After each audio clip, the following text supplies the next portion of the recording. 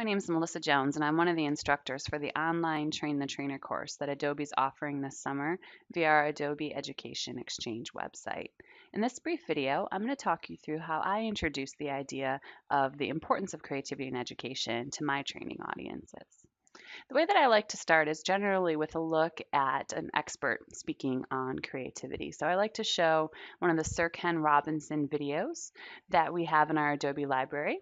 You can find these videos on our Creativity and Education microsite, which you should all have a link to as part of this course, or I will provide it on this course page as well. So I like to start off by hearing from an expert about the importance of creativity. And then I transition to an activity where I allow my audience to connect what the expert just described to their own personal experience. So the way that I generally do this is through an icebreaker activity. I usually like to talk about creativity right at the beginning of my trainings to provide a grounding and a reason to connect to the learning that we're going to be doing in the rest of the session. So this is usually the first time the participants are hearing from me or hearing from each other, and I like to get into something where we can hear from them within the first 5 minutes of the training. So the icebreaker that I like to do is an activity where I ask the participants to stand in a circle and I read a series of prompts. And if the prompt is true, I ask participants to step into the circle. And if the prompt is not true, I ask them to just kind of stay where they are. And in that way, we work through some ideas about creativity. I like to include things like myths about creativity, such as I believe that creativity is something you're born with and cannot be nurtured. If it was true, if you believed that, you would step into the circle. And if it was not true for you, you would stay where you are. And it's a good way to get participants talking about creativity, what it means to them, and what it's meant to them throughout their life as a student, as a teacher, and just as a professional. After we do that, I start to transition into a little bit of a connection between what the experts have to say about creativity, what we feel about creativity, and why we're here in an Adobe training today. So to do that, I like to show this video, which is called the Adobe and Education Anthem, and it's available on the Adobe Creativity and Education microsite, but just gives you a little bit of an overview of what we are doing as a company. Then I like to talk about this idea that Adobe's championing right now of the idea of creativity not being an elective that only some students get to access throughout their creative career, but in fact, it's an imperative. It's the future for all young people. If we want to have a successful 21st century global economy, creativity is going to be required from every single person. And what we do next is dive into some of the research that supports that. So all the statistics on this slide are from our State of Create study, which you can download. But what I like to talk to my groups about is how college educated adults that we surveyed here at Adobe tend to agree that creativity is really important for both for their own personal career growth as well as to the economic growth of the country, of the US, and then in fact of the whole world. But those same college educated adults tend to agree that creativity is stifled in school systems, not fostered or nurtured. And that we think is a crisis that needs to be addressed.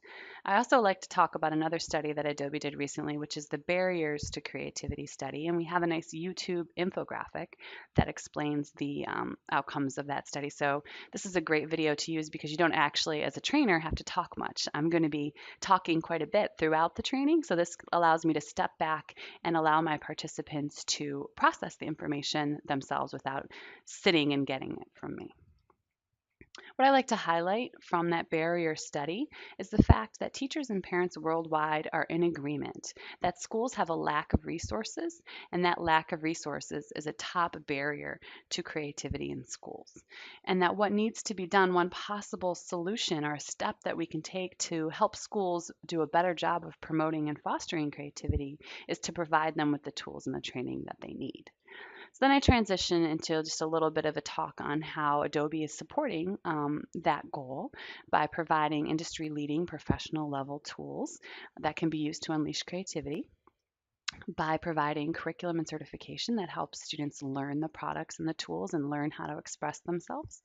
And then thirdly, we're investing in education through a strong investment in educator professional development and community development to help ensure that educators are equipped and empowered to do the work that it's going to take to truly transform schools for young people.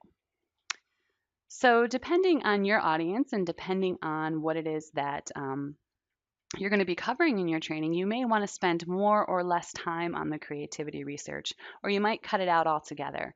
But I've found that for most of the audiences that I train, it provides a good grounding and helps folks who are coming to the training blind, who might not know anything about Adobe or might not know anything about our products, helps them connect to the why of their here, the why they're there that day, that question in the back of their mind. But to close out the creativity section, before I move on to the actual meat of the training, I like to give folks some links where they can go to learn more. So I talk about the professional development workshops we have on the Adobe Education Exchange. There are 7 workshops that you can complete at your own pace that teach you the basics of creativity in the classroom and how you actually make it a reality. I also like to talk about our Adobe TV Creativity and Education channel, our Creativity and Education microsite, and then this course, the Adobe Train the Trainer course, which is a great way to learn how to inspire others to take action and access their own creativity. So, just to review, I like to cover creativity at the beginning of my trainings, but you might choose to do it at the end, the middle, or skip it altogether, depending on your audience. But when I do talk about creativity, I like to hit the following talking points. I like to stress that research shows that creativity is vital to success in the 21st century economy, but the same research also shows that education systems are often stifling creativity instead of nurturing it. And then I close out by talking quickly about how Adobe is investing in changing that. And we're doing that through professional level software tool and service development, through the development of curriculum and certification programs, and then thirdly, through the creation of educator professional development and learning communities to help teachers transform schools.